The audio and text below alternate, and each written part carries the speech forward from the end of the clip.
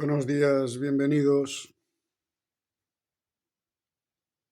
El tema de hoy tiene por título el cultivo de la inmovilidad. No solo se va a tratar de la inmovilidad física, que es relativamente fácil, sino también de la inmovilidad visceral u orgánica en su totalidad. Además de ello, intentaremos conocer la inmovilidad emocional, la emoción vacía, la emoción cero, la emoción, sí, de acuerdo, pero no personal. O si se quiere, ya sabéis que en este canal huimos siempre de los ideales inalcanzables. Si se quiere, una emoción menos y menos personal cada día. Por lo tanto, más amplia, más real, más compartida.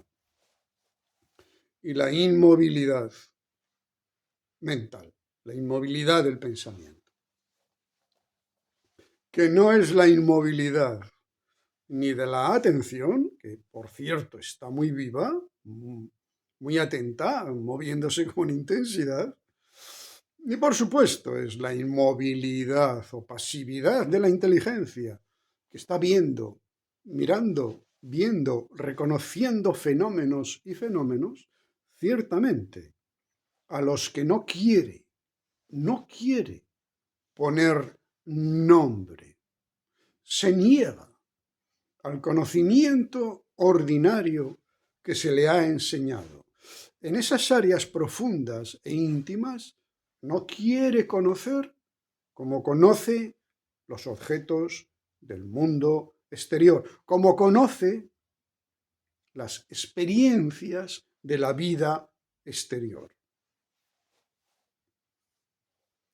Así que a lo largo de toda nuestra vida, nadie, que yo sepa, al menos, ojalá estuviera equivocado, nos habla de la inmovilidad, del reposo en esa inmovilidad,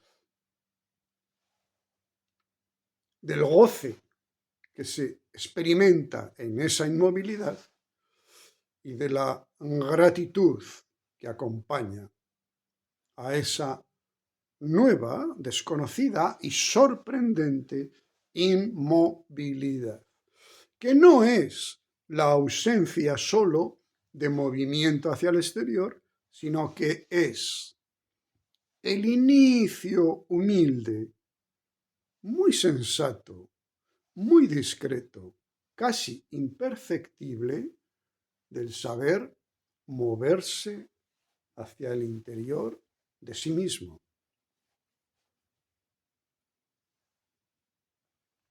Saliendo de la mente hacia lo más esencial de nosotros, saliendo del mundo de las hazañas, vamos a ser generosos, humanas, para ir a los movimientos inevitables del ser, de la vida con mayúsculas, de la realidad a la que no podemos chantajear ni controlar.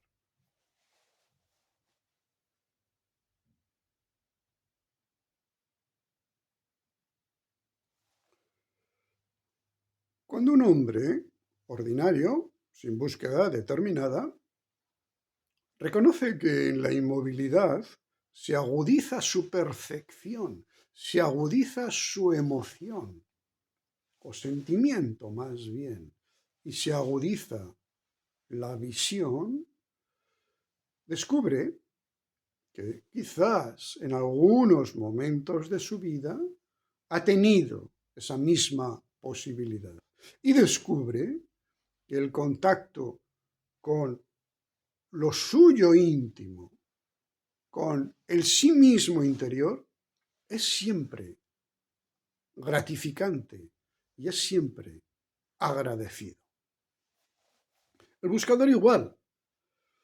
El buscador, a lo largo de su búsqueda, también tiene unos momentos en los que le llega la quietud, el silencio, el reposo, las experiencias sutiles, experiencias siempre positivas, acompañadas, y esto es lo más deseable, de un sentimiento de gratitud por la vida, por la realidad, por el ser, por el cosmos, por la creación, por lo que usted quiera poner aquí.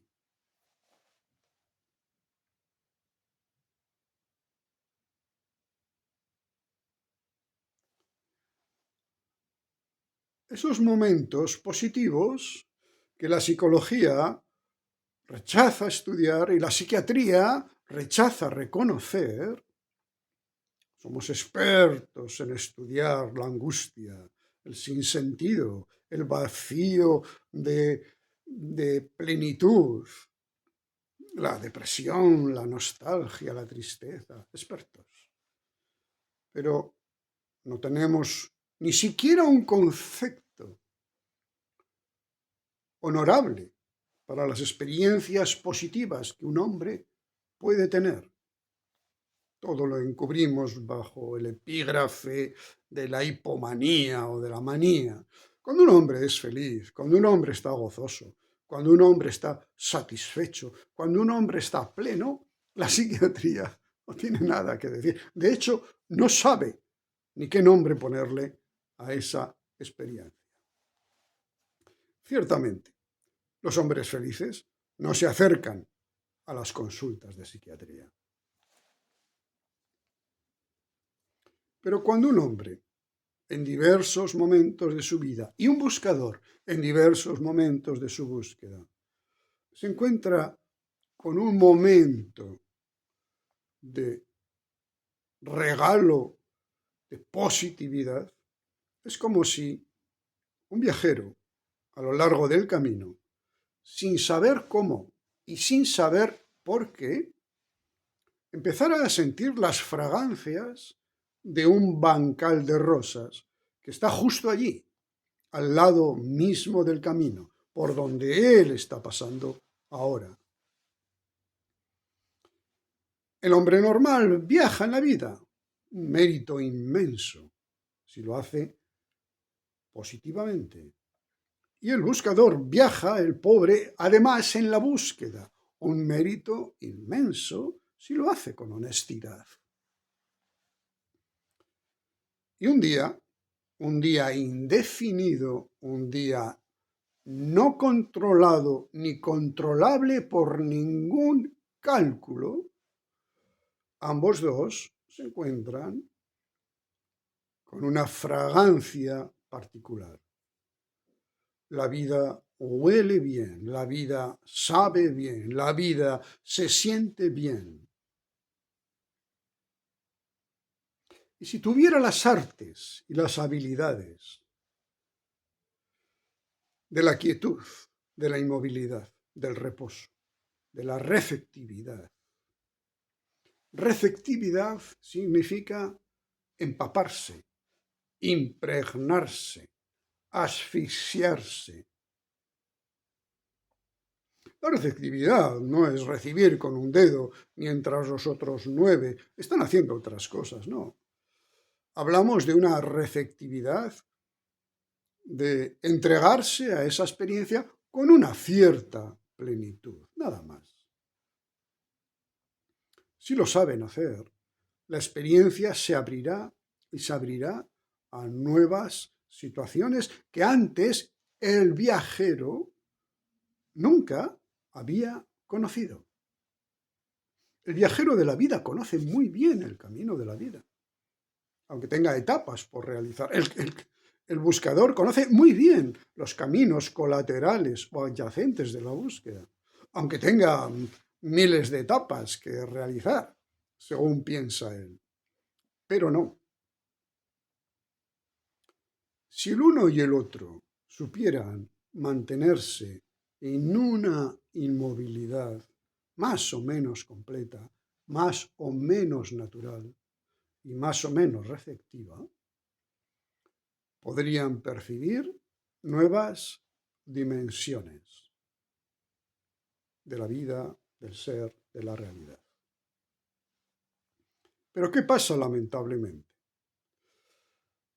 Lamentablemente, el hombre ordinario es un hombre pragmático, es un hombre ejecutivo, es un hombre tecnológico y goza un instante, un pequeño tiempo de esa fragancia, pero inmediatamente le viene a la cabeza muchas posibilidades de controlar, de manipular, de hacer crecer, de mejorar, de multiplicar, de cambiar e incluso de vender la experiencia.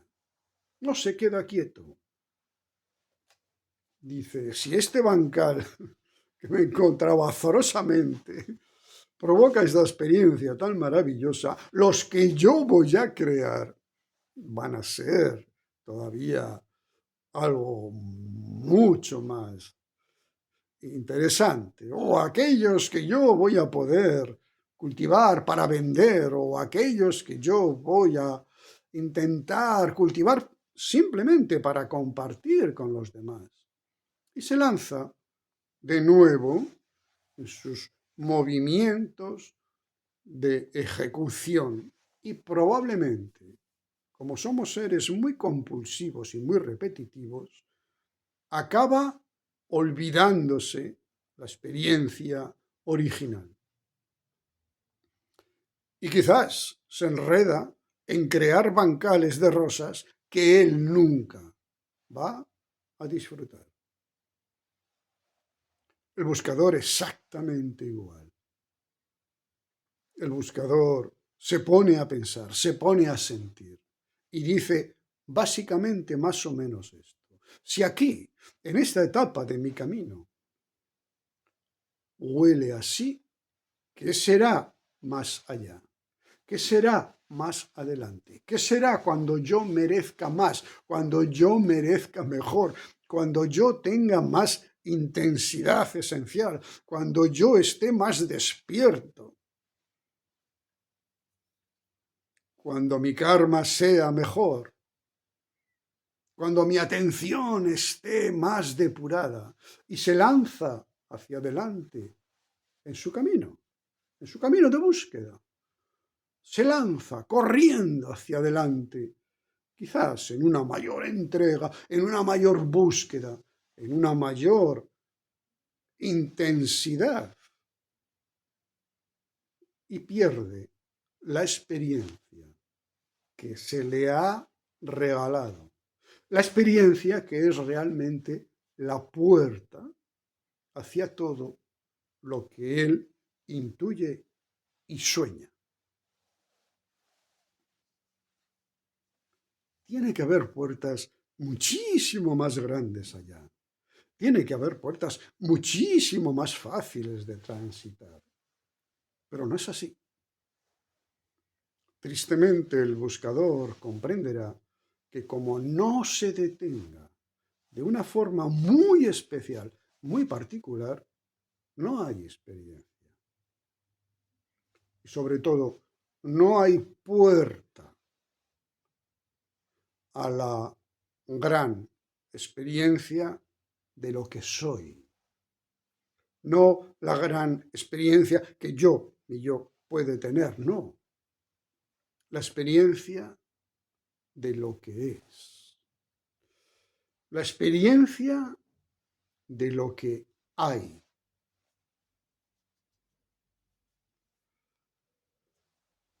Esta situación del bancal de rosas, descubierto por azar y olvidado por nuestra compulsión mental, tiene una equivalencia bastante sustancial con un momento muy concreto de nuestra noche en la cama, de nuestro dormir y de nuestro despertar. Supongo que a todos nos ha pasado despertar en medio de la noche y durante fracciones de segundos no somos exactamente nuestra personalidad. estamos en un limbo, se diría en Occidente, en un bardo, se diría en Oriente, en un estado de pequeño faná, porque somos conscientes, pero no del todo de nosotros, sino de una parte que ve, mira, siente y no le añade más. Así que me despierto en la madrugada y tengo dos opciones: ponerme el traje de ciudadano o ponerme el traje de buscador. Grave peligro para los buscadores, que yo conozco perfectamente bien. Yo, el primero, conozco perfectamente bien cómo vestirme de buscador. El hombre, digamos, ordinario, se pone inmediatamente el traje de ciudadano. Mañana tengo que hacer esto, tengo que llevar a mis hijos allí, o tengo que comprar tal cosa, o tengo una gestión que realizar en el banco, o debiera leer estas novelas que me han aconsejado, o mañana voy a comer, etcétera, etcétera. La vida vuelve y ocupa esa atención silenciosa, esencial, que todavía no había sido dominada por el pensamiento ordinario de la vida. Pero al buscador le pasa exactamente igual. Le vienen sus metas, le vienen sus creencias, le vienen sus dogmas, le vienen sus fidelidades, le vienen sus aspiraciones, sus gratitudes, sus dependencias de maestros, enseñanzas y caminos. Le viene la compulsión de hacer más, de hacer desde una parte más periférica de su ser. Los dos se alejan de ese pequeño ser esencial que se había despertado. Pequeño ser esencial que igual tiene 5, 6, 7, 8 años.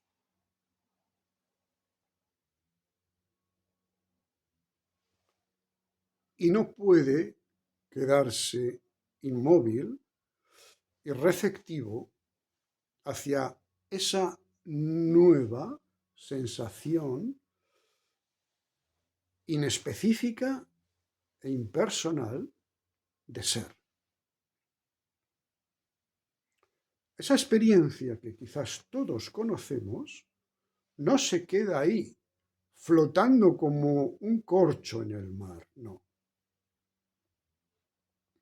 Si uno se niega pasivamente, no activamente, esto es un poco el secreto y la gran dificultad. No me niego activamente, sino pasivamente. Como diría San Juan de la Cruz, me quedo entre las azucenas, olvidado, dejando mi propio cuidado.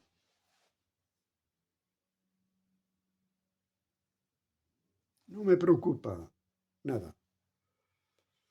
Y me dejo abandonar en un campo, ciertamente, que huele muy bien, que huele a esencial, que huele a la vida, que huele al ser, que huele a la realidad, que huele a la creación.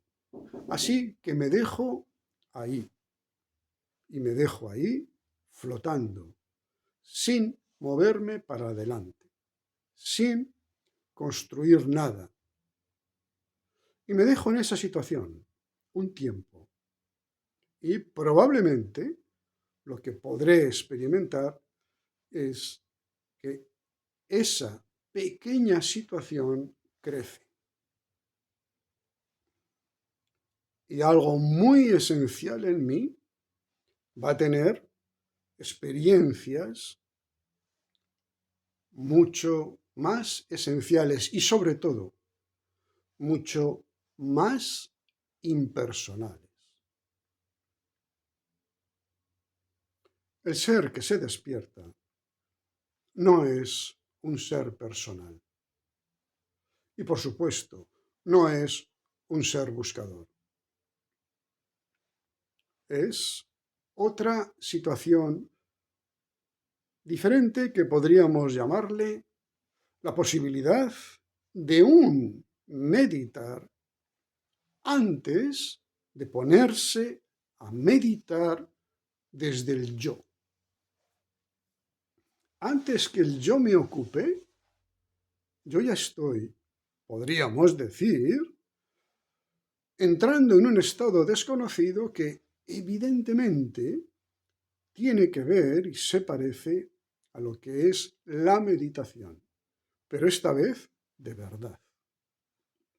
La meditación no surge desde mi cabeza para el cuerpo, sino que surge desde mi cuerpo hacia mi cabeza.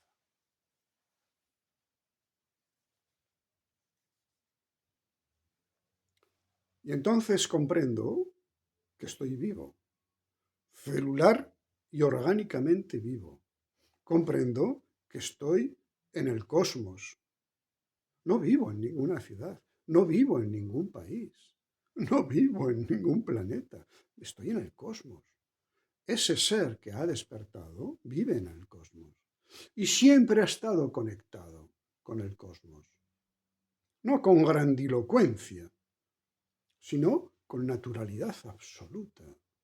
Mi mente me saca del cosmos para verlo, pero esa presencia silenciosa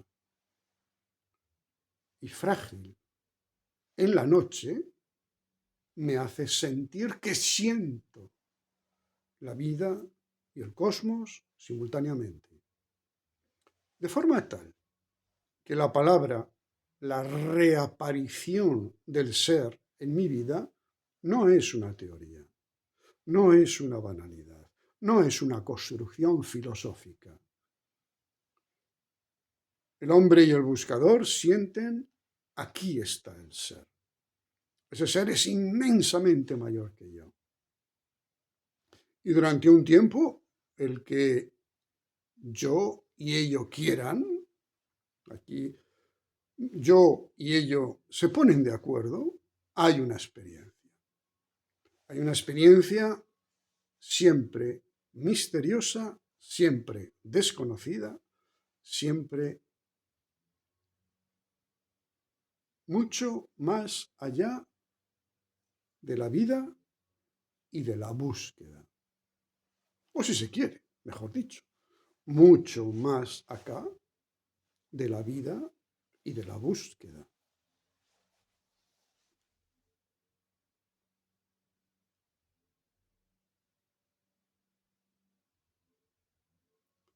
De forma que todas mis habilidades de mantener inmovilidad, reposo, receptividad y gratitud se me manifiestan de madrugada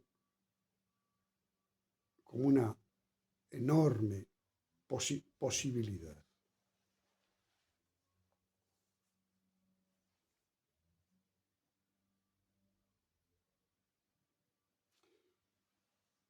Y me pregunto, ¿en cuántas ocasiones de mi viajar, satisfecho como humano o satisfecho como buscador, he pasado cerca de un bancal de rosas, un bancal de azucenas, como diría San Juan de la Cruz, y no me he quedado quieto? No me he quedado olvidado de mí mismo para sentirme a mí mismo. No me he dejado.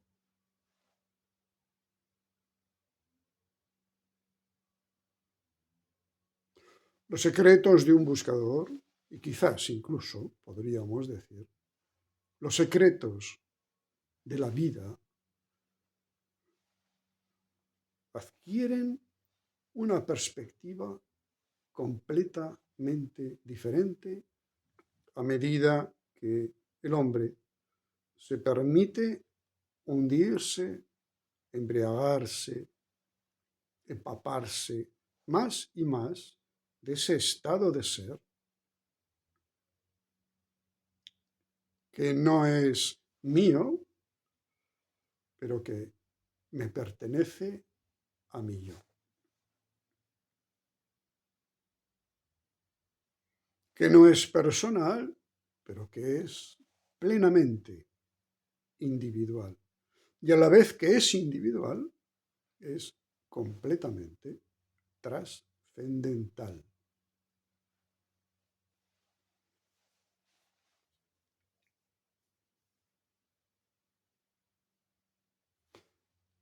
Sé vivir, sé buscar. Y ahora aprendo a morir.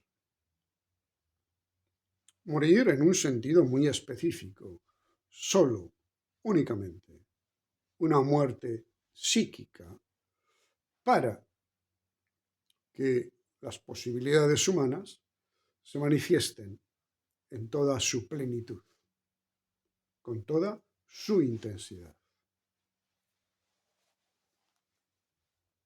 Quizás sobre la muerte psíquica se puede hablar en otra ocasión, porque es un tema que no acabamos de entender bien.